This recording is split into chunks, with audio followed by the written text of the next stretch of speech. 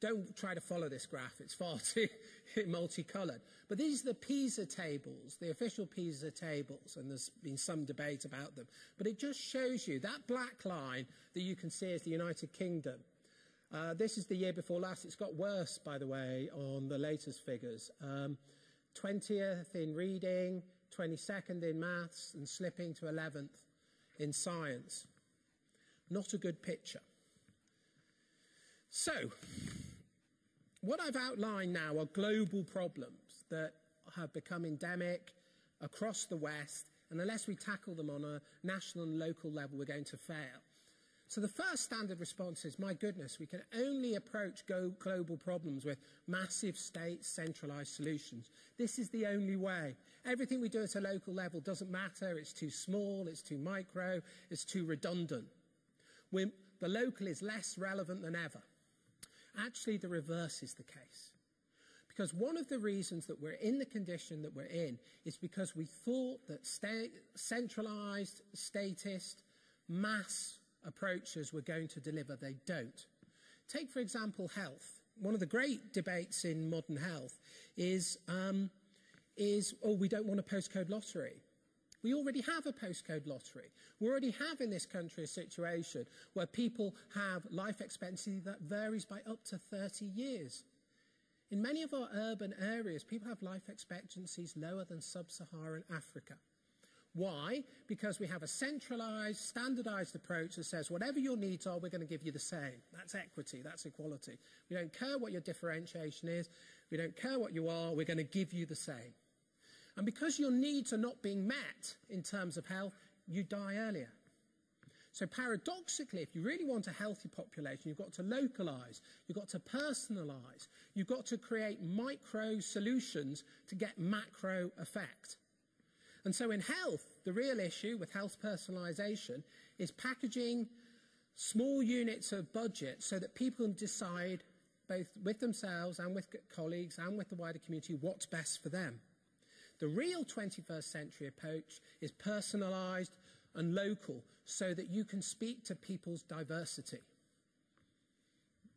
And that, I want to suggest to you, is why localism is more relevant than ever. So what is the local response? What would a radical parish, a radical global parish do? Well, the response to serfdom is ownership, and the Localism Act has a huge raft of ways in which you can create new forms of local ownership, and I'll go on shortly to describe the many other legal frameworks out there. How do you tackle atomisation? By manifold forms of association. And how do you tackle educational failure? Through ethos-driven institutions. So the new agenda, ownership, association, ethos. And I want to suggest to you that all of those, in some ways, can only be bottom-up, can only be attained by peer-to-peer type structures, and that is what will speak to the future. Now, there's roughly 3 terms circulating that try to capture this. We have localism, which I think you're already well versed in, the idea that actually we need to create hyper-tailored solutions in order to create the type of outcomes we want. Big society, which I was involved in creating much of the architecture for. One nation, we now have the Labour Party moving Labour tanks onto Tory lawns. But all of it is about creating a new bottom-up type solution to the type of problems that have been engendered. Those on the left will argue you need a platforming role of the state. Fine. Those on the right will argue actually you don't want a state because it creates the type of standardised approach that has failed. Fine. But let me just take the big society as an example. I always argue that the big society has lost every battle, but has already won the war. And again, as the previous speaker so wisely said, you've been doing the big society for years, for absolute years. Now, why did the big society fail insofar as it did? And I think it did. It's because there was no local delivery vehicle for it. People talked about big society. I mean, it was appallingly communicated. It was mass picking up of litter, which I quite like, by the way. I'm not against that. But it's so much more than that. It failed because people had nowhere to turn to. They didn't know where to go. There was no point at which they could say, well, that's the big society. There was no gathering point, no convening point, no place to position people. And actually, that's why parishes are so important and so crucial, because only parishes can provide the type of platform through which we can rebuild our social, our economic, and our ethical and moral architecture. In that sense, I'm a Burkean conservative, because I think you proceed to the universal through the particular. You proceed to the love of mankind through the love of your family and the love of your locality at first. So what I want to say to you is actually what is crucial in all of these terms is a new delivery vehicle. We need to aggregate, we need a new trust platform, we need to convene, gather, and reimagine our future. Now, what can do that? I'd suggest to you there's roughly only about 3 national institutions. Now, there's the voluntary sector, I don't want to exclude them, but they vary so much in each place. I don't think they can be that. It could be the churches, and indeed, I'm told 3,000 people are in here worshipping every Sunday, which is amazing. It's certainly got to involve housing associations, because they're some of the few institutions with capital and assets and capacity. I don't think it can be the unitary local authorities. I honestly don't, because I think they're too far, too remote from people now. They have failed to be a popular medium for democratic accountability. And I like them, I'd like them to do well, but they're not doing well. If you look at rates of voting in some wards, it's terrifyingly low. I actually think the only function that can step in is a hyper-local type of institution that actually can blend people's wish for an immediate transformation in their area with their democratic wish to make a difference, together with being able to deliver it. So paradoxically, I think parishes are the vehicle for this new 21st century agenda. And one of the interesting points is there's not about 9,500 of them. They cover 90% of the land area of England, but only 37% of the population. And I hear everything about neighbourhood committees, and I think you're completely right. Parish those urban areas. And actually today, the DCLG has opened a consultation this very day on exactly that, on the right to parish, something I argued for about 5 years ago. So I think that is obviously the way to go. Okay, so all right, so you're saying, all right, okay, what does this mean? How on earth can we become a global parish? Now I've just quickly, because it wouldn't fit on more than one slide, noted down all the things that impact on you. The Localism Act, you know it. The most crucial aspect of the Localism Act is the power of competence. And I was chatting to Eric Pickles, and he thinks this is the most radical aspect, but so few councils know what that means. It can mean anything you want to. It can mean you can do anything unless it's prescribed. So you are micro agents that have the power to do anything that you wish. You have the social, I don't know how many of you know about the Public Services Social Value Act. It was pushed through by Chris White as a private member's bill. We at Respublica work very closely with Chris. This changes everything, because now every public sector form of commissioning, every single element, has to take into account local, social, environmental and economic factors. What does that mean? That means public procurement is now a massive agent for endowment, for small businesses, for the social enterprise and for the community.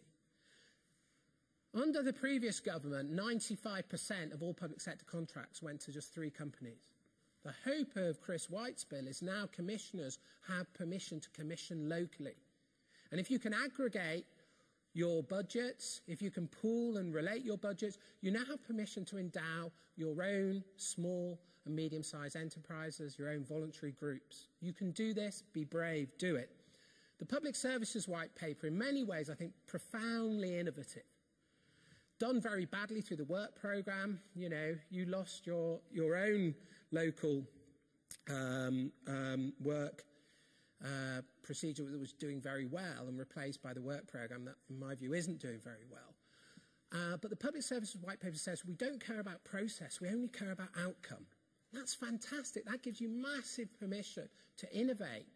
And that's right, because we have been a process-delivered state, and we need to be an outcome-delivered state. The government was wrong in terms of the capital requirements it placed on people, and it was wrong in terms of the pre-tender guarantees it set up. But the principle of outcome rather than process is good. The Cooperative Consolidation Bill, I'd encourage you to think about public sector mutualisation and cooperatives. Cooperatives are how lots of people who own very little can suddenly own a lot. The public sector spin-outs, the Nuttall Review on Employee Ownership, they're all about increasing stakeholding.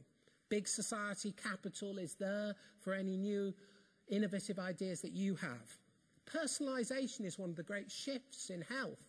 Because what happens if you're a leukemia sufferer is previously you always got a bad service because no local hospital, there weren't enough of you. Now, as an individual budget holder, you can associate with other leukemia sufferers and purchase as a block a specialised form of healthcare. That logic is completely transformative. So what I want to suggest to you, and I can obviously chat with you more about all of those, and I could do another 3 slides from National Citizen Service to whatever. These all make parishes the crucial delivery vehicle. So the new parish, you have ethos, you care, you give a damn about your area. Nothing so wonderful as people who do that. You're ethos-driven organisations. You have some money. I mean, I take the point, you can precept as you want and you're not capped. You can also use innovative financing vehicles to really deliver something. And you have assets. You have the ability to influence and shape the lives of everyone in your area. You, I think, could, should and must, in my view, become agents of ownership, association, education, aspiration and cultural renewal. If you do that, you will be the delivery vehicles for the type of future your residents need desperately. So how do you become agents of ownership? Well, you're enablers, investors, guarantors and innovators. But specifically under Localism Act, you have a right to challenge. You can take over public services. You also have the right to buy, bid, build. You can ask your unitary council to devolve some assets to you. You can then give those assets to the community. You can build new assets. You can do joint venture type partnerships. If housing is an issue, use the right to build. You can be the platform, the trust platform for opening and extending public services. You could use citizens to come together, perhaps in partnership with you, to run services differently. You could actually do a challenge on the services that you have and mutualise your services as a response, so you create a local business in the area. You could use the cooperative and mutual models to completely change how things are delivered. Community energy, terrifying the level of bills that take place. But actually, if you can get people to come together around any form of energy, it can be combined heat and power. DEC is giving massive, massive rewards for groups to come together. They can stop being energy consumers and can become energy producers. And it isn't just about wind farms, so it could be about shale gas. It's about the type of innovations you get when you aggregate people. And also through the new planning laws and the abilities to create sovereign plans. I think DCLG told me 233 local plans have been submitted, and 2/3 of them are from parish councils. You have the ability to shape and change your area.